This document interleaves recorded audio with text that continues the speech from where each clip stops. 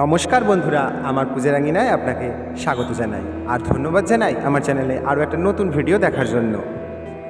আশা করি ভগবানের অশেষ কৃপায় আপনি এবং আপনার পরিবারের সকলে ভালো আছেন। আপনি যদি আমার চ্যানেলে নতুন হয়ে থাকেন তাহলে অবশ্যই আমার চ্যানেলটিকে সাবস্ক্রাইব করে নেবেন এবং পাশে রাখা বেল আইকনটি অবশ্যই প্রেস করে রাখবেন, কারণ পূজা সংক্রান্ত যে কোনো রকম ভিডিও আমি আপলোড করার সঙ্গে সঙ্গেই যেন সেই নোটিফিকেশান আপনার কাছে পৌঁছে যায়। আর আপনি যদি আগে থেকেই আমার চ্যানেলটি সাবস্ক্রাইব করে রাখেন তাহলে আপনাকে জানাই অসংখ্য ধন্যবাদ। আজকে আমি এই ভিডিওর মাধ্যমে আপনাদের সঙ্গে শেয়ার করব বাড়িতে পূজা করার পূর্বে আমরা কিভাবে জলশুদ্ধিকরণ করব, পুষ্প শুদ্ধিকরণ করব এবং আসন শুদ্ধিকরণ করব এবং কিভাবে দেহ শুদ্ধিকরণ বা আচমন করব। এই পদ্ধতি আজকে আমি প্র্যাকটিক্যালি আপনাদের সঙ্গে দেখিয়ে দেব। বেশি কথা না বলে চলুন মূল ভিডিওতে যাওয়া যাক।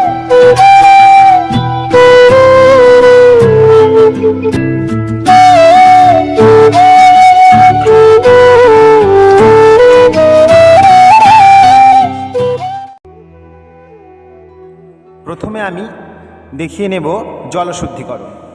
দেখুন, গঙ্গা জল সবসময় আমাদের হাতের কাছে থাকে না বা আমাদের সম্ভবও হয় না যে গঙ্গা জল দিয়ে সর্বদা পুজো করা। তাই যে কোনো পরিষ্কার জলকে আমরা শুদ্ধিকরণ করে নিয়ে তারপরে সেই জল দ্বারা পূজা করতে পারি। অর্থাৎ যে জল দ্বারা আমরা পূজা করব সেই জলেতে আমরা 7 নদী মাতাকে আহ্বান করে জলটি শুদ্ধ করে নেব। এই যে আমি একটি ঘটিতে জল নিয়ে নিয়েছি, এই জলটি আমি আপনাদের শুদ্ধিকরণ করে দেখাবো। এই জলটি আমি শুদ্ধিকরণ করে নেব। হাতের অনামিকা অঙ্গুলি দ্বারা জলের ওপর স্পর্শ করতে হবে। এমনভাবে স্পর্শ করতে হবে যেন নখ স্পর্শ না হয় জলের মধ্যে। এইভাবে আলতো হাতে জলটা স্পর্শ করে মন্ত্র বলতে হবে, গঙ্গে চ যমুনে চৈব গোদাবরী সরস্বতী নর্মদে সিন্ধু কাবেরী জলহস্মিং সন্নিধিং কুরু। মন্ত্রটি স্ক্রিনে দেখা যাচ্ছে, আপনারা চাইলে এটি লিখে নিতে পারেন। এইবার আমরা আচমন পদ্ধতি শিখব, কিভাবে আমরা দেহশুদ্ধি বা আচমন করব। এই যে আমি যে জলটি শুদ্ধিকরণ করলাম সেই শুদ্ধ জল নিয়ে নিয়েছি একটা আচমন পাত্রে। এবার এই আচমন পাত্র থেকে আমি জল নিয়ে দেহ শুদ্ধিকরণ বা আচমন করব। বাঁ হাতের তালুতে আচমন পাত্র থেকে জল নিয়ে হাত ধুয়ে নিতে হবে। তারপর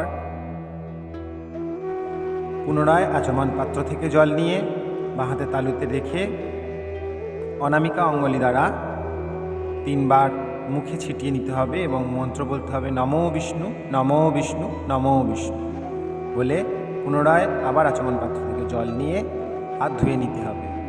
তারপর করজোড়ে বলতে হবে অপবিত্র পবিত্র বা সর্বাবস্থানগত পিবা ইয়ৎ স্মরেৎ পুণ্ডরিকাক্ষং সভাজ্য অভ্যন্তরঃ শুচিঃ নমো শুচি নমো শুচি নমো শুচি। এইভাবে সম্পূর্ণ হলো আচমন পদ্ধতি বা দেহ শুদ্ধিকরণ। এইবার আসছি পুষ্প শুদ্ধিকরণ। যে পুষ্প দ্বারা পূজা করবেন সেই পুষ্পটা আমরা শুদ্ধিকরণ করে নেব। তাই শুদ্ধিকরণ করার জন্য আমি নিয়েছি অগরু এবং চন্দন। আপনারা এখানে শ্বেত চন্দনও নিতে পারেন, আবার দেবী পূজা হলে তাহলে এখানে লাল চন্দনও নিতে পারেন বা রক্তচন্দনও নিতে পারেন। আমি এখানে হলুদ চন্দন নিয়েছি। আপনারা শ্বেত চন্দন বা রক্তচন্দন আপনাদের যেটা প্রয়োজন হবে সেটা সেই মতো করে নিয়ে নেবেন। এবার আমি এই ফুলের ওপরে অগরু ছিটিয়ে নিচ্ছি।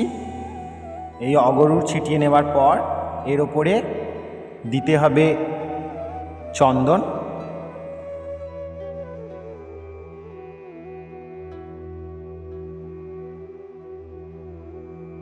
চন্দন ছিটিয়ে নেওয়ার পর হাতটা এইভাবে নারাজ মুদ্রায় করতে হবে।